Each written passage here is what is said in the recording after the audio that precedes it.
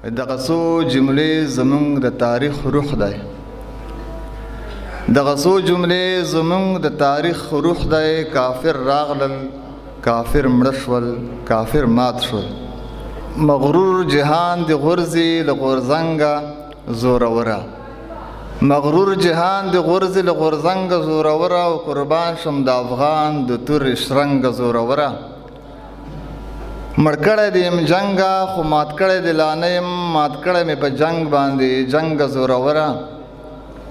او د شرق او غرب د هر یو زورور شیطان قاتله منم د مولا جهادي ننګه زوروره. د شرق او غرب د هر یو زورور شیطان قاتله منم د مولا جهادي ننګه زوروره.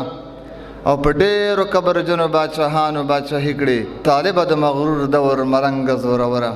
او یو درې څلور بیتونه دی وایي چې که جنگ قرار شي او هر څه جوړ شي د لیوانو به هم ماغز جوړ شي. خاوند د داسې سوله غواړو درنه چې له ترخو څخه خواږه جوړ شي.